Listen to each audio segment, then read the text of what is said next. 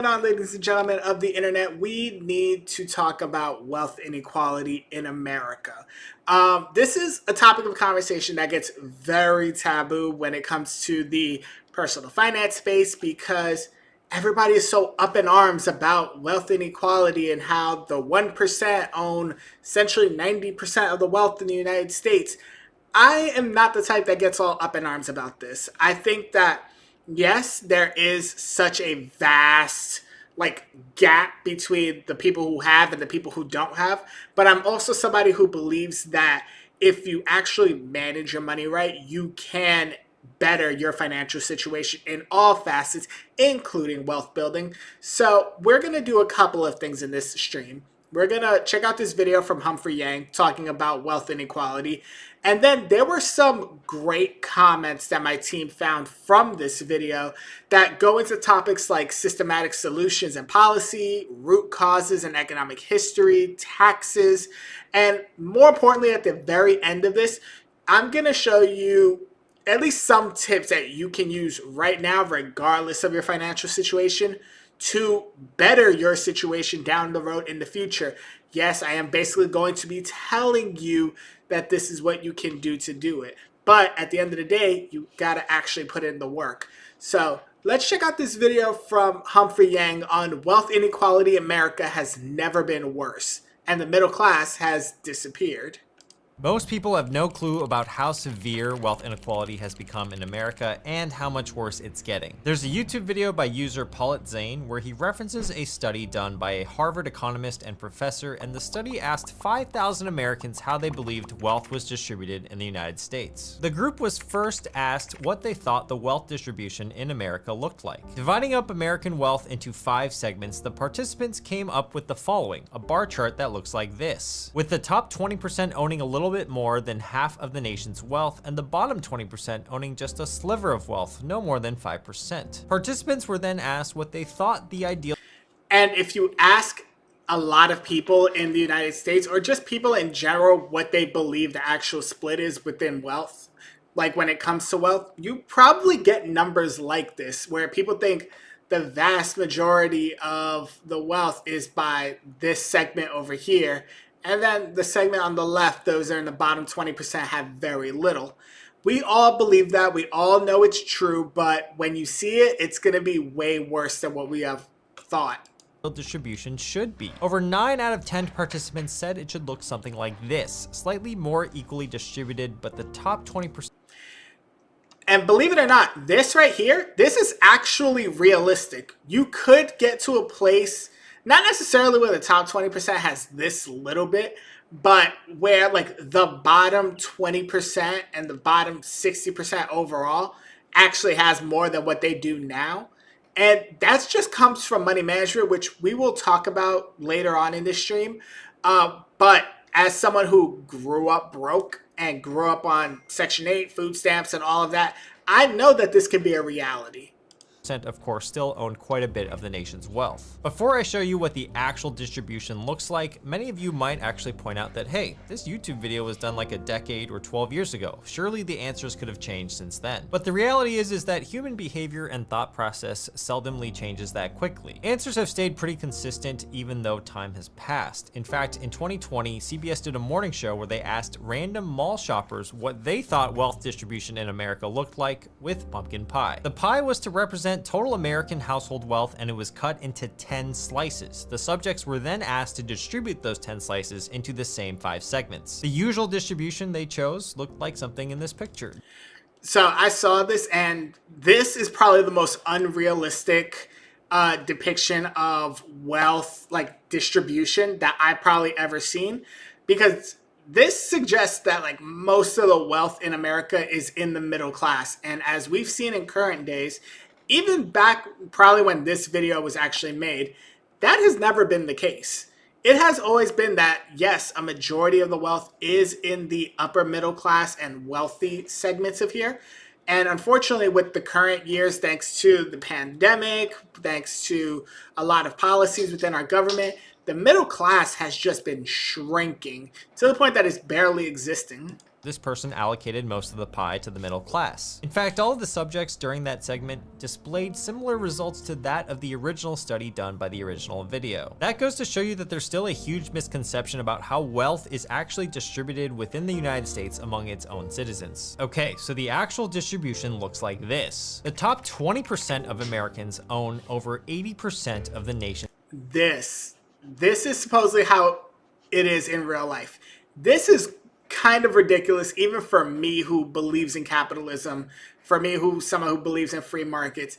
The fact that the top 20% own pretty much 80% of the wealth, and it's actually a fact, is insane. But it's also just like, it hurts to see like the bottom 20 and the second 20, just how little they own. And to me, it's like, it's a double-edged sword. It's like part of it is because of things like policy and lack of education when it comes to personal finances, things like that. But it also has a layer of choice in it. Like if you ask somebody in the bottom 20 or the second 20 if they had X amount of money extra, like what would they do with it? Unfortunately, they would probably say that they would invest it and start a business and all that.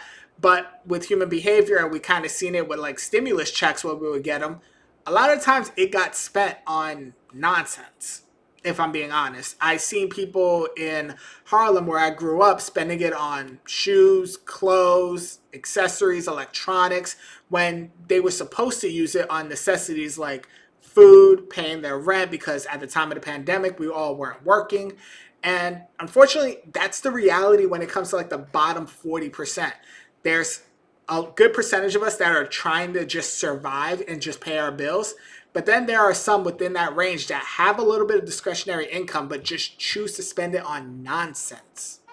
Total wealth. The bottom 20% and the next 20%, so the 21st to 40th percentile, barely even register on this bar chart, and the middle class makes up less than 5 to 6% of the overall bar. This should be startling to you, and what's even more crazy is how much the top 1% actually has in terms of wealth. The top 1% has more wealth than what most Americans think the top 20% should have. But still, that doesn't really put the top 1% into its full context, which the original video from 2012 did really well. In that video, the original creator took all 340 million Americans and reduced them down to a representative 100 people. He then ordered them from left to right, poorest on the left, richest on the right, and put them on a scale with each 10% representing a different percentile of wealth. Taking total household wealth in America and reducing it down to a pile of symbolic cash, he then spread it out among the 100 representative Americans. This is what Americans want the wealth distribution to look like. This looks pretty healthy. The poverty line is way over here on the left, and even though people are poor, they aren't in quote poverty. The middle class has the bulk of the wealth here, and the wealthy own just slightly more than the middle class. There's a smooth transition of wealth across the board here, but we all know that it's a lot worse than this. This is the distribution of how Americans think wealth is spread out in the United States. About 5% of the poor are now living in poverty. The wealthy definitely have a lot more than the middle class here, making about 10 times more than them, and up to 100 times more than the poorest Americans. If you were to ask most people if this is acceptable, they'd probably say no. However, this still isn't the reality of how it's actually distributed. So here's what reality looks like on that same scale. The poverty line is now moved up to 11.6%, with 37.9 million people living in poverty. The census defines that as making less than $12,760 per year, or about Y'all, that is about a little over $1,000 a month. $35 per day for a single person under the age of 65. The middle class here is very hard to differentiate from the poor, and the richest people have so much wealth that it's hard to even comprehend. They don't even fit on the screen. But what's even But let's go back to this real quick. So, and this is something that's eye-opening for me because I am in the middle class right now in terms of like the standard middle class level for the United States. Definitely not that considering the fact that I'm in New York, but my income is like somewhere along the lines of this 40 to 60% range. And you feel just how little that money actually is. Like I remember being in the 10% range and thinking if I could only make it up to like this middle level, this middle class lifestyle, I would be set. The unfortunate reality is so many things have happened over the last like 10, 20 years that pretty much shifted wealth all the way to this side and made it to where if you were making this kind of income in the middle class area, you basically were just getting by. Unfortunately, it's hard to even comprehend. They don't even fit on the screen. But what's even harder to comprehend is just how much more money the top 1% holds in wealth compared to the rest of the nation. And what I want to accomplish in this video is show you how big that disparity is and how much it's actually changed since 11 years ago. According to recent Federal Reserve data, the top 1% of all Americans own a whopping 31% of the nation's wealth. That's $43.94 trillion of the nation. so never mind that. Look at the fact that the top 10% overall own about 69% of the wealth. That's actually a lot better than what most people assume. Most people assume like the top 10% own like 90% of the wealth, but 69% is still ridiculously high. $140 trillion of wealth. The top 1% is defined as those having a net worth of over $11.1 million, and because they are so wealthy, the scale of them might be pretty hard to comprehend. In fact, we had to make a separate column just for them.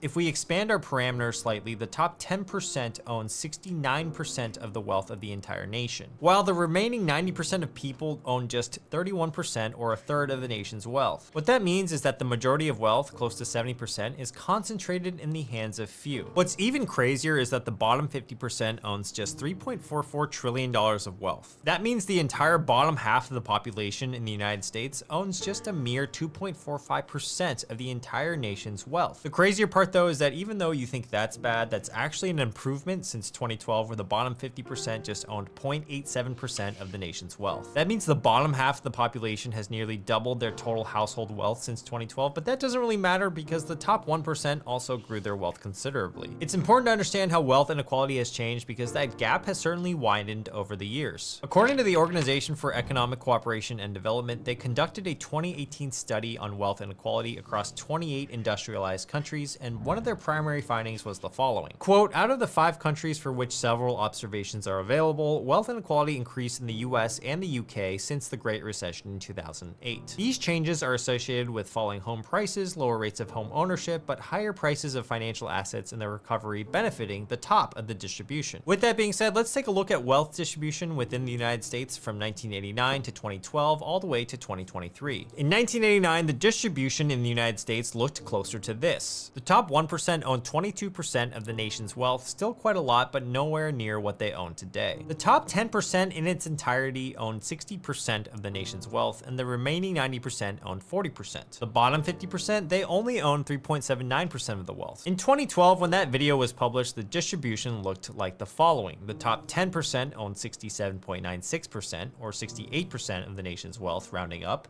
and the remaining 90% now own 32% of the wealth. So in about a quarter of a century, the wealthiest 10%, they started to own 8% more wealth, while the bottom 90% owned 8% less wealth. We can see that the gap clearly started to widen around that time, but now here's what that looks like in 2023. The top 10% now owns 69% of the nation's total wealth, with the remaining owning 31%. That means in just a decade, the gap has widened even more, with 1% more wealth going towards the top 10% and 1% less for the remainder. Let's talk about a big reason why. And I'm going to go back to the pandemic for this one. During the pandemic, when we got our stimulus checks for it, our pandemic stimulus checks, like I said, some people put it into savings. Some people use it for their necessities like their groceries and all of that.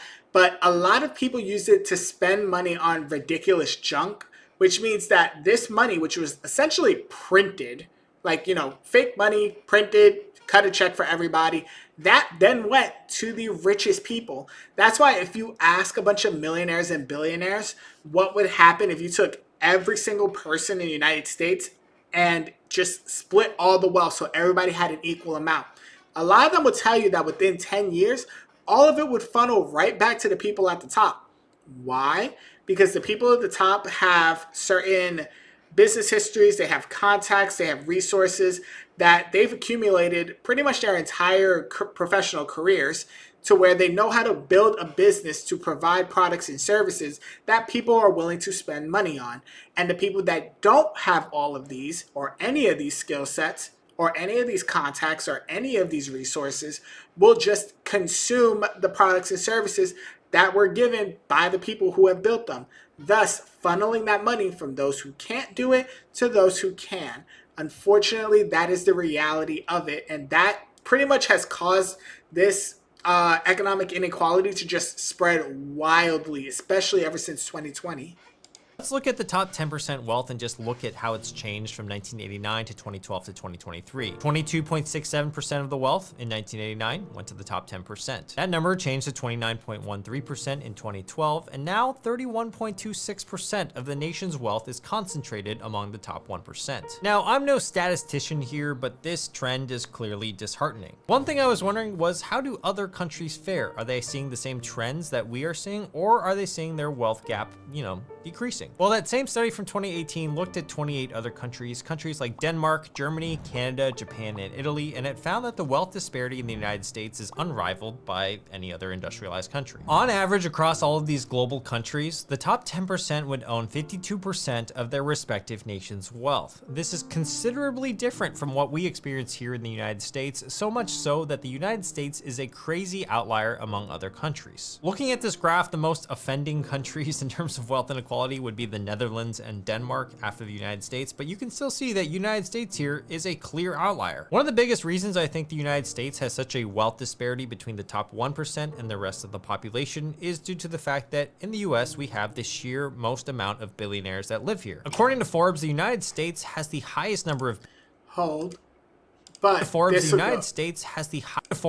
is due to the fact that in the US but also, not only the fact that we have pretty much the highest number of billionaires, look at the actual billionaires and what they own. You have Berkshire Hathaway with Warren Buffett. He is hands down one of the greatest investors in the world. Great. Larry Ellison from Oracle, Bill Gates from Microsoft, Jeff Bezos, Amazon, Elon Musk, Tesla.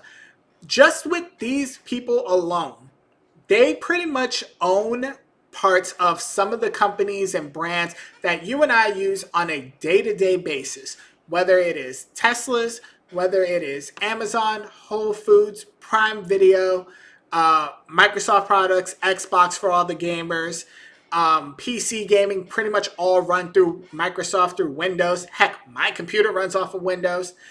Like, these people have billions of dollars because they've created products and services that pretty much change generations, that pretty much set up generations, that pretty much got us to a point that we rely on them on a day-to-day basis.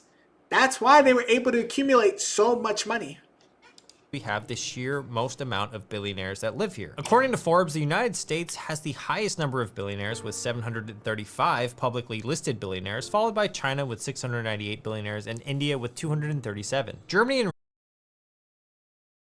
fact-checking website Snopes, 735 billionaires in the United States collectively held over $4.5 trillion of wealth at the end of 2022. That's more than the entire bottom 50% of all American households. Let that sink in. This type of wealth is incomprehensible to the human mind. In fact, if we just took the average net worth of all of these billionaires, so you just took the sum of their total wealth divided by 735, each billionaire on average would own about $6.1 billion in net worth. That's 110,000 times the amount of a family in the bottom 50%'s net worth, and 555 times that of someone who just broke into the top 1% with a net worth of $11.1 million. That's right, your average billionaire is 555 times more richer than someone who just hit the top 1%. And those top 1%ers were already 200 times richer than those in the bottom 50%. Billionaire wealth has always been a controversial topic. In fact, I made a video back in 2020 about Jeff Bezos' wealth in rice,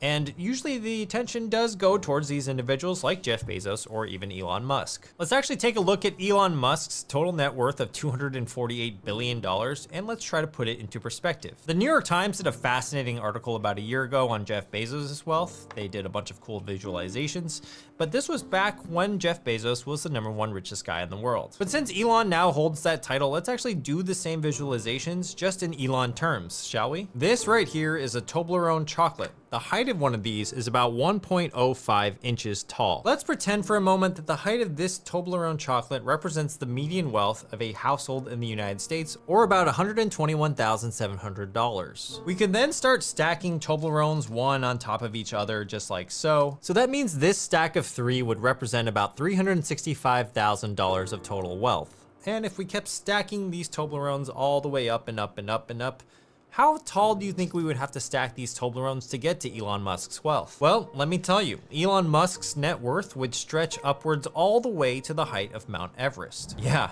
that's right, Mount Everest, 29,000 feet, but not just one Mount Everest, maybe 2 Mount Everests, you might say. Nope, not even 2 Mount Everests. The answer is 7 Mount Everests tall. You'd have to climb Everest 7 times to get the equivalent net worth of Elon Musk, where the median net worth was the height of this piece of chocolate. Fascinating. This is an Oreo. It measures about 1.7 inches in diameter. It also represents the median net worth of someone in America at $121,700. You probably know where I'm going with this, but 3 of these cookies across would be 5.25 inches, which is a pretty good size, but it's also worth about $165,000 in net worth in our example. So if each of these cookies represents the median wealth Did you just make a dirty joke? of an American at 1.75 inches, or $121,700 in median net worth for the American household, how many of these would need to be laid side by side to get to Elon Musk's net worth? Well, you need about 2,333,607 of these cookies laid side by side. To put that into perspective, we would need to go super wide. In fact, as wide as the Grand Canyon, not just once, not just twice, but 3 separate times. 3 separate times. That is very fascinating. And you know what? Wealth, here we go. Lastly, here's my favorite depiction of Elon Musk's wealth.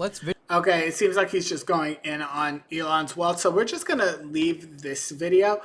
But one of the things that my team, my channel manager specifically, really pointed out is some of the commonalities that you see when you go through the comments of this video.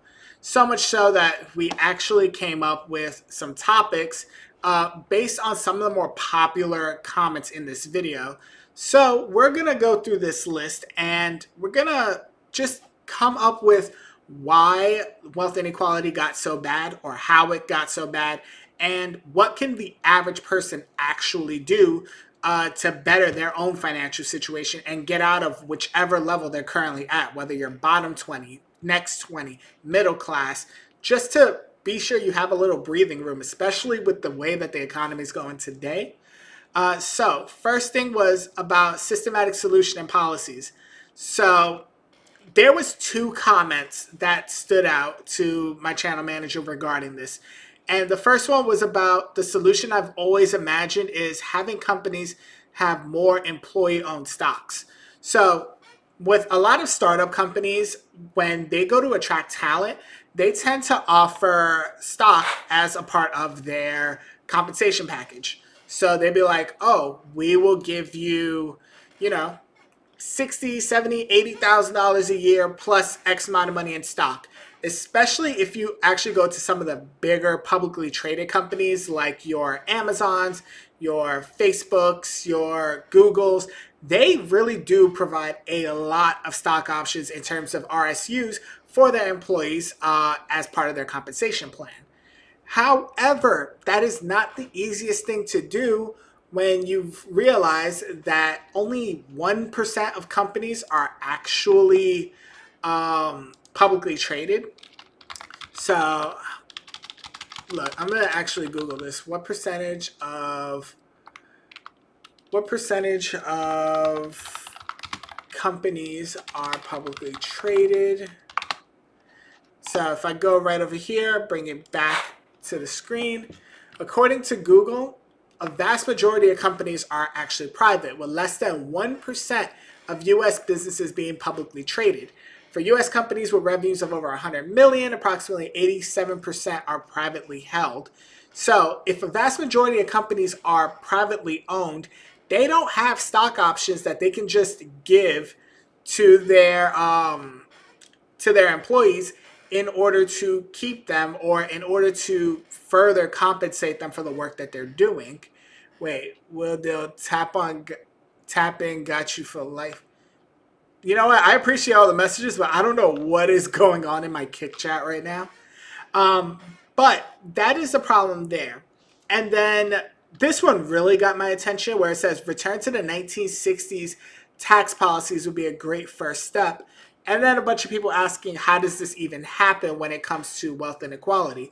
So I took all of this and I went to ChatGPT and I just asked it a simple question.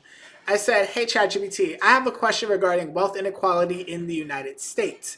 What's your best hypothesis for how wealth inequality has gotten as bad as it has?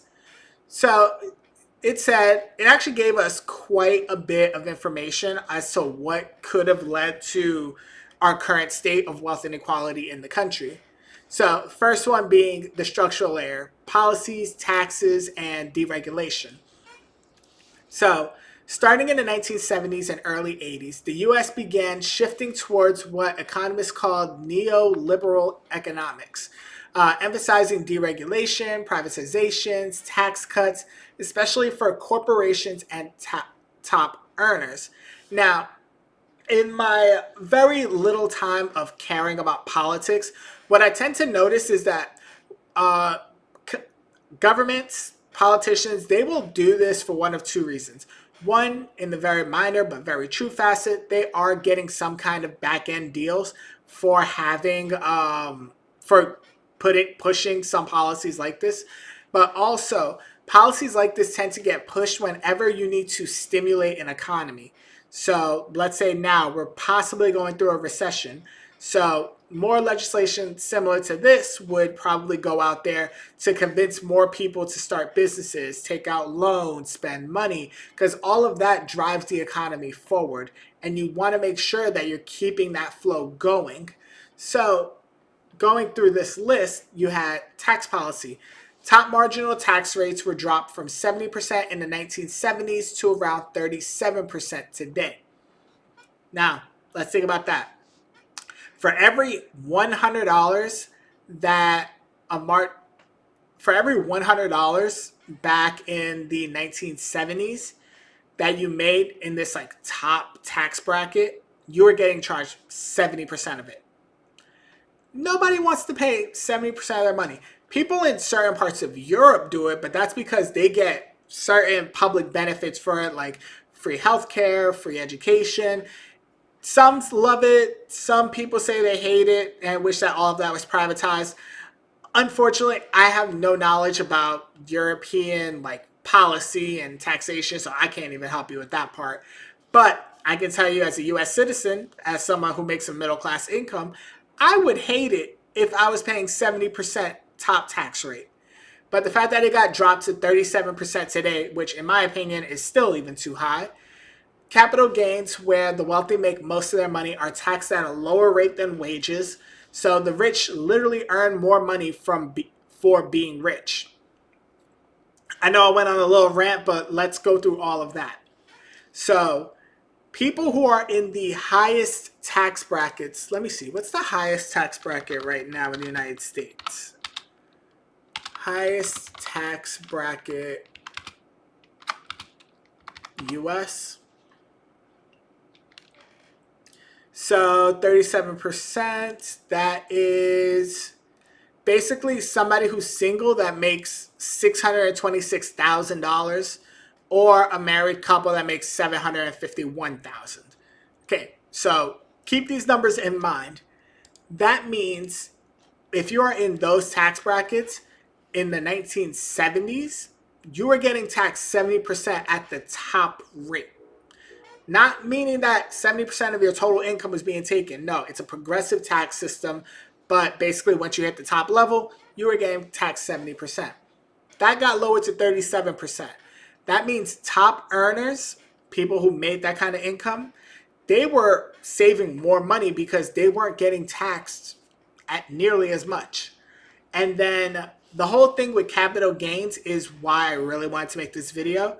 Because there's a lot of people who believe that you need to be rich in order to take advantage of capital gains. That is just not true at all. You can take advantage of capital gains so long as you put your money to any kind of investments in terms of like stocks. which we'll talk about that in a little bit, but I want to get through the rest of this. Financial deregulation, the loosening rules on Wall Street, culminating in the repeal of the Glass-Steagall in 1999, created massive financialization, meaning more wealth built from money manipulation, not productive work. Okay, weakened unions. Union membership plummeted from over 30% in 1950 to about 10% today. That meant lower wage bargaining power for workers. Some people understand that unions are good, but don't necessarily understand the full power of a union. I feel like the people who understand fully how powerful a union can be are those of us who are either blue collar workers who are unionized, or those who watch a lot of sports, which is where I fall. I sit in and I watch how the players' unions for the NFL, the NBA, the MLB, how much they go to bat for the players when it's time to renegotiate collective bargaining agreements. Those things can take forever, but it's meant to get the players to get paid as much as possible and to make sure revenue sharing and things like that are about as fair as possible. So you don't understand, if you've never been part of a union, just how powerful that is, especially when it comes time for like negotiations and stuff like that. Oh my gosh, now my Twitch chat is like having a bunch of people, like bots and stuff. But let's get to the second reason. The economic layer, wage stagnation and capital explosion. This is one where a lot of people tend to get really, really emotionally triggered. Since the 1980s, worker productivity has soared, but wages have barely moved in real terms. That is very true. The fact that we are in the United States, and I think what is it that the what's the income for like the minimum wage in the U.S.? That's from MetLife. Minimum wage, United States. The minimum wage in the United States is still $7.25 an hour. Now, minimum wage does vary depending on where you're at. I think here in New York right now it's about 17 an hour. The goal is to get it to like 20 an hour, and then if we get Mamdani as mayor, he's trying to push for 30 an hour. I don't know if that's going to work, but like minimum wage in the United States has pretty much barely moved. Meanwhile, productivity for companies have rapidly expanded, especially as technology developed, as we had the computer, as we had the internet. Now we have AI, which can basically do a lot of the work for you, especially in things like research. Hence me using ChatGPT for research in this video. Meanwhile, capital ownership became concentrated. The wealthy own most of the assets, stock, real estate, businesses, and those assets appreciated in rates far exceeding wage growth. So while the middle class earned paychecks, upper class earned equity. I want to focus on this: stocks, real estate, and businesses. Now, when you hear about these things and how the wealthy own a lot of them, blah, blah, blah, yes, it is true. However, that does not mean that the average person cannot have these things. I have people on my Instagram who grew up in similar situations as me, people who I've met either in high school, college, who actually own businesses. I have a couple of friends from high school that have a really successful frozen drink business, and that pretty much turned into a bunch of other ventures for them because they eventually pivoted into real estate. I have someone on my Instagram that is a landlord. He does own a few properties that he rents out. Pretty much bought one and then used the money from that one to buy the second, so on and so forth. But I feel like for someone who's at the very beginning stages, owning stocks, especially in 2025, is easier than ever. Like, you don't need a 401k. You don't need like an account from your job or to go to a banker or none of that. You simply just need to download an app on your phone. Ideally, an app that will let you buy fractional shares. So I personally recommend M1 because that's how I started. And you simply just start putting a little bit of money in there. and let it work for you. If you can only put $10, $20 a month into it, that's better than putting $0. And that just gets you into the habit of starting to invest. So while yes, the vast majority of assets are being owned by big corporations, billionaires, it doesn't mean that all hope is lost for the average person. It just really means that the average person needs to start now, build the habit, and then just expand it down the road. But again, we'll talk about that a little bit later. The social layer: education, geography, and technology. So, education costs skyrocketed while wage premiums for college degrees grew, locking many people into debt cycles instead of upward mobility. This, yes, I feel like nowadays we're noticing that like the college degree is not worth nearly as much as what people thought it was going to be. Especially if you're not going into like the career specific degrees. Like if you're not going into accounting, if you're not going into law, into medical, careers that absolutely require a college degree, you're pretty much wasting your time and more importantly wasting your money and going into debt. I know people in my industry in leasing who went to college, got a 4-year degree, are paying student loans back up the wazoo, and here I am in the same position as them, and I only have a high school diploma. Why? Because that industry, you don't need a college degree at all. You simply just need to get your license, which is ridiculously easy to get a real estate license, and have the skill set, the gift of gab to talk to people, to be social. If you know how to be social with people, sales is probably the best career you could go into without needing any kind of degree. Thus, you don't have to worry about the education cost and all of that BS that comes with it. Geographic inequality intensified. I can't even talk today as high-paying industries clustered in major metros, leaving smaller cities hollowed out. You see this a lot with like the Amazons and the Metas of the world, the Teslas of the world. Where are their main offices primarily located? California, Texas, New York, Florida. So, and I'm talking about like the major metropolitan areas of there: Silicon Valley, New York City, Miami, Florida, Austin, Texas, Dallas, Texas. These companies are moving a vast majority of their higher income positions into those major metropolitan areas, which is what they're talking about, thus leaving like the suburban and the rural areas out in the cold. Tech and automation created a winner-take-all economy where few companies and founders capture enormous value with relatively few employees.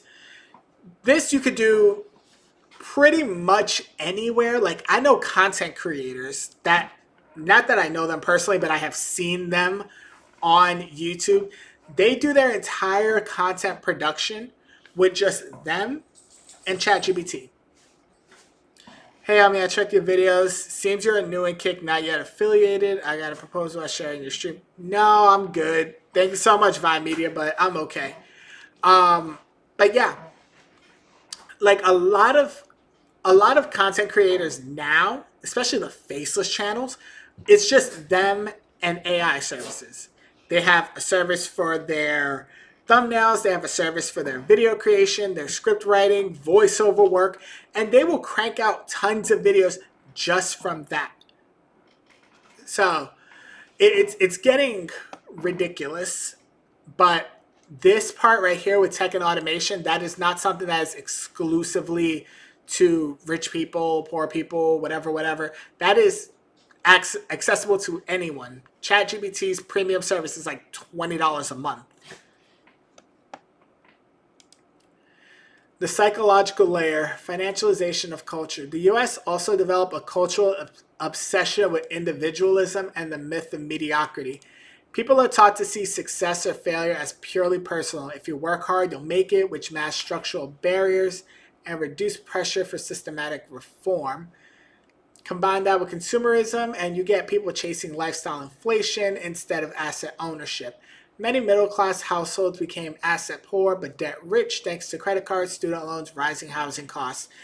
Yes, this is facts. Now, I'm not for the masking structural barriers thing. I don't think that's really what's going on. But we are taught to see success as purely personal, and we do believe in consumerism a lot. Like, here's the thing. Growing up, what did we all envision being rich was? It was the cars, the houses, the boats, having a Ferrari, traveling to the south of France or to Greece for vacation. Where do you summer? Where do you winter? But no one taught you that to be rich really meant to own assets, not to have flashy cars, homes, and all of that. Thus, we grew up with the wrong sense of actually being rich, of actually building wealth. And because we grew up with the wrong sense of that, we focus so much on looking rich.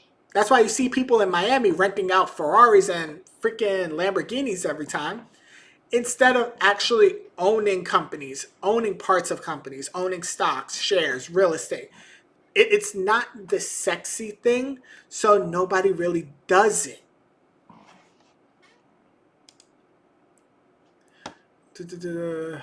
Rebounded. Okay, last one. Compounding crisis of the 2008 financial crisis. So the Great Recession was a turning point. The wealthy recovered quickly because they owned the assets that rebounded, stocks and real estate. The middle and lower class didn't. They lost homes, savings, job stability. The recovery basically supercharged the wealth gap that was already decades in the making.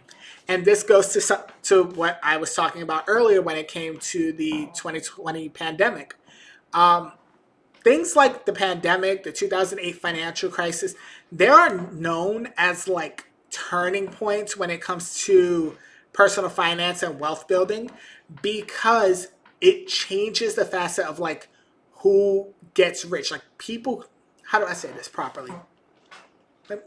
Like I'm trying to think about what my uncle taught me, like right before or right after the pandemic.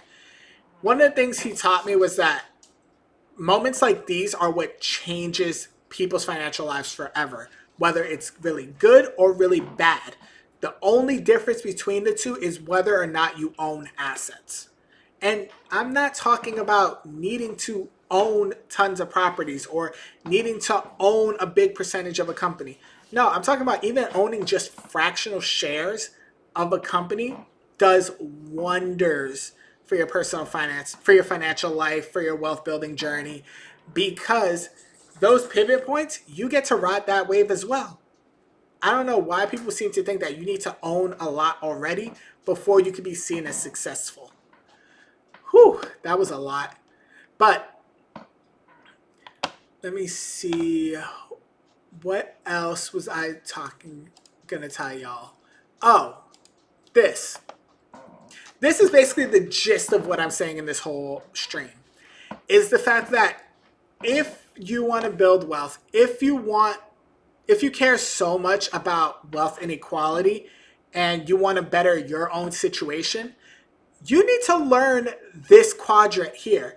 Now, a lot of people who've probably read Rich Dad, Poor Dad by Robert Kiyosaki, you're probably watching this and you're making yourself sick because you're thinking of all the times Robert Kiyosaki told you need to pay for X, Y, and Z course. This is not what this is about. I'm not going to tell you to go drop hundreds or thousands of dollars on a BS course. But what I am telling you is that we need to change our brains and get out of this method right here of being employees, self-employed, trading our own time for money, and learn how to slowly build yourself on the right side of becoming a business owner or an investor. Why? Because you're leveraging things on that side of the quadrant that you don't have. What do I mean by that? When you're an employee or you're self-employed, you own you hold on. When you're an employee or you're self-employed, you are simply trading your time for money, which is fine and dandy, especially if you're self-employed because you can dictate how much you charge. Here's the problem. We all have the same 24 hours in a day. 8 of those hours, at most, we need to sleep.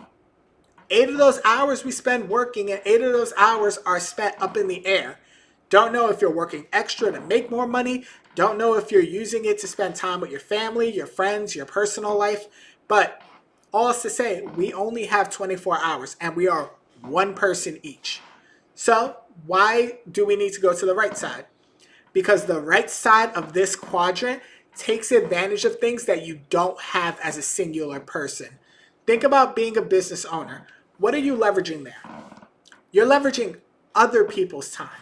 You're leveraging like the 24 hours, or I should say the 8 hours of working time for the people that you hired. Think about it. Think about small businesses, because I love talking about small businesses. Think about if you owned an ice cream shop. I used to work in one, shout out Sweet Shop in the Upper East Side. Love them to death. But they would have one of the owners, either the father or the son, and two employees. Yes, they were working in their business because they loved what they did, but also they were leveraging 8 hours of work from two people. That means they were getting 16 hours of additional work, 16 hours of productivity than what they could have did by themselves. If you included the fact that they also worked in the business, they were getting 24 hours worth of work in an 8 hour time span. That is 3 times more than what they could have did on their own. So yes, you want to be a business owner if that's the route you want to take, because you get to leverage the time of other people. But if you're like me, I don't necessarily like the idea of owning businesses as much, at least not in this stage of my life, because I'm still like in the beginning stages of my journey. My focus is on the investor side. Why? Because you get to leverage the one thing that has the how do I say this? You get to leverage the one thing that does 24 hours worth of work, and that is money. Like, we have 24 hours in the day, so does money. The difference is we cannot work 24 hours straight, or at least we can't do it consistently for a long period of time, because that is just not healthy for us. Money can do it. Money can constantly circulate all day, every day, no issues at all. So if I was starting over all over again, mind you, I'm middle class. I am not, you know, upper class. I'm not wealthy, rich, 1%. No, I'm in the middle class right now, but I built myself to this level from someone who is in basically at or below the poverty line based on the last video we saw. What I'm telling you is, if you want to start that journey, start taking advantage of this side of the quadrant. Take your money from the left side, either from your job, maybe you have a little side hustle, and start putting some of that into investments. Buy some stock, buy some, I don't know, index funds. Just get shares of something and then let it work for you. Oops, I changed it. And let it work for you. Why? Because with time, it just keeps going. I'll give you the perfect example of this. I have a 15-year-old cousin. Her name's Samantha. For Samantha's graduation from middle school, what we all did was that we chipped in and got her first like custodial account for stock investing. And it had about $4,000 in there. It's only been a year and some change, and that investment is already up 11%. And she's 15. So in the next 3 years, if it does continue to go up 10%, what is that? From 4,000 to 44. Matter of fact, let's just do the math right now while we're here.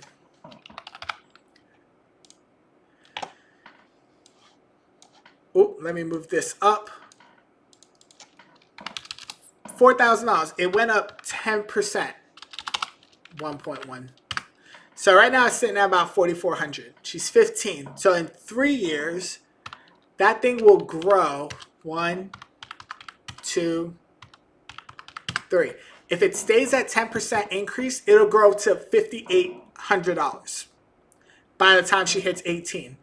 Now, I've had this talk with her. She knows, because she's a very smart girl. She's not touching that money at all. And we just gonna let that thing grow no matter what. And hopefully, as she grows up, it starts building. And hopefully, when she starts working in her career, she just starts adding into it and letting it grow further. Why? Because when money works 24 hours, you are taking advantage of the number one asset you have throughout your lifetime, and that is time. And time is the thing that will really get you out of this. But I'm going to jump off of this live. I am going to spend the rest of my evening just hanging out in the house. I